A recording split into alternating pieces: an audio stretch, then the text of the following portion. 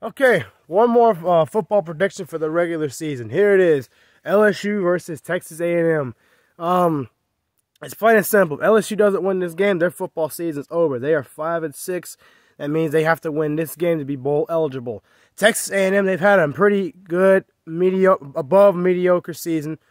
They're sitting right now with 8 wins and 3 losses, and they beat Alabama when Alabama was number 2.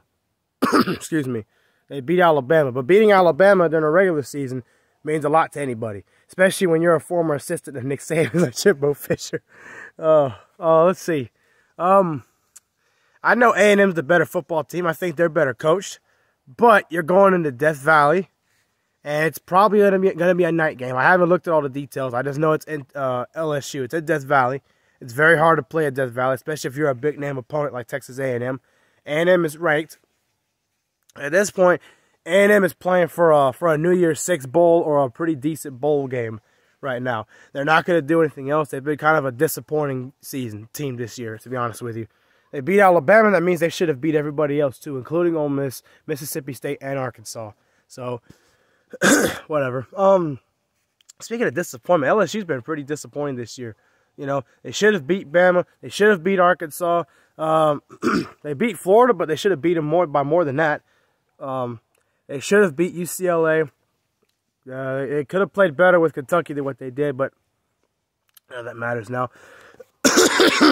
But see, I think Jimbo's a better coach than Orgeron. But Orgeron knows how to get his troops ready for him to play for him better than Jimbo does.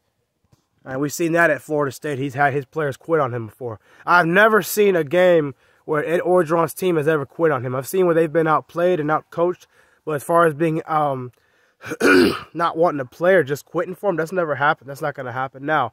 So I'm picking LSU for 3 reasons. Reason number 1, LSU beat Texas A&M last time it was in LSU. That's reason number 1. Reason number 2, Jimbo Fisher and Texas A&M are going on the road.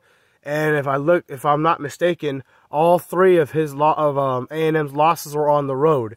So this is a good reason why they lose this game. And then 3, Ed Orgeron wants to go out with a bang. So he's going to have his team ready. He's going to coach them pretty good for this game. And the last time LSU played a very highly ranked team on the road or at home, and it wasn't Alabama, they beat that team. So I got LSU beating Texas A&M. Do I think they're the better team? Do I think they're better coached? Do I think Orgeron's a better coach than Jimbo Fisher? No. But Jimbo Fisher's been beaten before with games that he's not supposed to get beat by. If you look back at his FSU career, he lost games to NC State. He shouldn't have lost those games. He lost to North Carolina. He should have beat North Carolina in 2016. He's responsible for the worst FSU loss in school history with Louisville. That shouldn't have never happened with him if he was that good of a coach. It's taken him 5 tries to beat Nick Saban, so he can't be that good.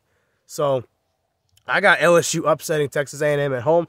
They're going to play really well. They'll be turnover free.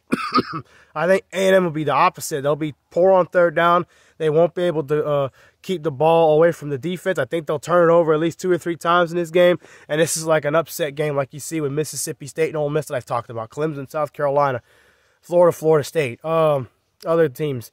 The better team will get outplayed today.